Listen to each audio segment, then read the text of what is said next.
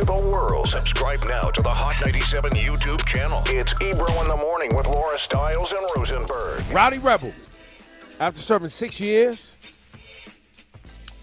is back as of yesterday. And I saw, who did you guys all see? The celebs was checking in. I saw French Montana on the FaceTime. Who else? There was a lot of people calling. Cardi B checked in. Cardi Migos B checked in. Okay. You said who, the Migos? Yeah, the Migos. Quavo. Okay, so the Rowdy Rebel music is about to be serious. Yeah, it is. Serious. Oh, that's dope. That's dope, man. Shout to Mama Schmurda, young Leslie out there, Bobby's mom, and Bobby Schmurda checked in on the FaceTime too. So, you know, these guys, man, I remember when we had them up here at the radio station when they was first bubbling. And I don't know if the video is on our YouTube channel, but one of the conversations we had was about them avoiding the pitfalls of the streets, man. Or else this whole thing will get wrapped up super fast. They couldn't avoid it. And that's a story a lot of artists, man, that come from neighborhoods and have these very intriguing lives and these stories that we're all enamored by. And they put them in music and their swag and their this and their credibility and But they're not able to actually dodge the neighborhood pitfalls. And, you know, decisions by friends or quote-unquote OGs that are around them. You know what I'm saying? And this is that other story. But, you know, at least the story didn't end as terrible as other stories that we've seen recently where people are getting shot and killed. Well, I was going to say, maybe in some way, it was for them, it was a blessing in disguise. For them, they were better off being gone for a while. You know, who knows? That's well put, sir. Well put. Transition to the sports world. A major contract was signed yesterday in the NBA. The biggest contract in NBA history. Rosenberg, do you have the details? No. Are you talking about Giannis? Giannis. Is it signed? I thought it was about to be signed. I saw him sitting at a table signing paperwork. Oh, really? What was it, $248 million? 228. 228. And it's cool, man. You know, it just kind of goes to show you who Giannis is. Now, they have great ownership in Milwaukee. But, you know, Ebro, your guy, Lou Alcindor, did not want to stay in Milwaukee. Many people don't want to stay in Milwaukee. And it's been the only home Giannis has had in the U.S. since coming here from Greece. Of course, he's Nigerian by way of Greece. Grew up there, then came here. But he tweeted, this is my home.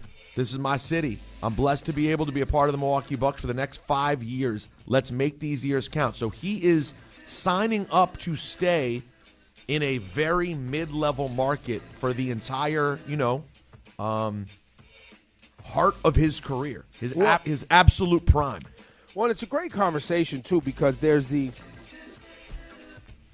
players who want the rings, and I think all players want rings. But there's players who will chase teams to get rings. And then there's players who want to be at home, and they want to feel home, and they want to feel a part of a community more, and they want to feel a part of a team, and they want great ownership. And the same thing applies, look, in all workplaces. Look, I work with people, and all they want is the money. Like, you know what I mean? They want the big check. They want the big fame. They want the money. And then, you know, like me, I've always just wanted to work with people that I like. I always just want to be on a team with people who care about hip-hop and care about the community we serve. Mm-hmm. I don't want to be, you know, chasing checks and chasing the next big thing. And the reason I bring that up is because I think Giannis seems like the type of guy that, you know, with or without championships, he's down for the fight with a community and a family and a city.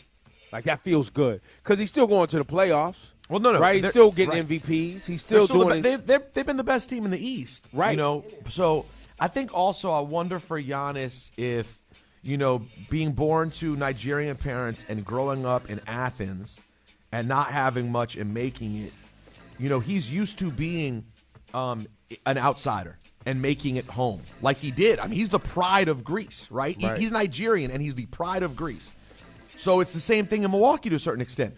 American players have a tendency to be spoiled. They go to a city, and the city may love them, but they're like, this place ain't popping. I want to be in Miami. I want to be in L.A. I don't want to be here. Whereas for Giannis, I think he's a guy who's like, yo, these people embrace me. I'm at home here. This is home. Where am I going? Well, and then just recently with everything with George Floyd's murder and all the activism going on in Milwaukee and what he and the team was doing there in and representing for that community. Yeah. Like that's win or lose, when you have a city behind you and you got people, it's just different. It feels good. And by the way, this isn't we live in a time where you can be an absolute international superstar regardless of the market you're playing in. Right. You don't need to be in LA to be Giannis is already a top 3 most popular player in Milwaukee. He's making the money. And how old is Giannis right now? 26. Let's see. Actually, I have his Wikipedia open right now. 26. Going to the playoffs consistently in that market is huge, by the way. You mean it's enough to have people be happy? Well, it's like, remember when LeBron was in Cleveland? They were ecstatic being a winning team even though they never got the chip. When they got the chip, when he came back and got the chip, it was like, oh, my God, right? But, I mean, it's Milwaukee, Wisconsin. I mean, they got the Packers, so they're used to winning. They got you know what I mean? They got something. The Badgers do their thing up there, too. So having a basketball team that's at least respected and in the playoffs is a nice look. And they're paying him handsomely. Yeah, I think he'll be fine. He's going to be just fine. So that's cool, man. It's cool. He's going to stick with them for the next 5 years. So basically, Milwaukee will be a top-level Eastern Conference team for a very long time because he's that good. Milwaukee's better off than us. Well, sports teams. There you go. Look at it that way. Yo, and think about how many more teams we got. Yo, we trash out here, bro. You got to step it up. Well, look, since we're on sports, Nets are looking good. Yo, could be. Yo, it's so sad that our looking good can only be based on a preseason where, in theory, they're going to be good. It's all in theory, man. But we'll see. Listen. What are the Giants doing right now? The Giants had a nice little 4-game run, didn't they? No, the Giants appear to be going the right direction. Okay. And it's a good omen that the Knicks won a preseason game. There you go. Hopefully, and there's always the Yankees. And the Mets have new ownership. True. Oh, It's true. It's looking up now. Things are and looking Nassau up. Coliseum got remodeled. Psh, what? We're hot out here.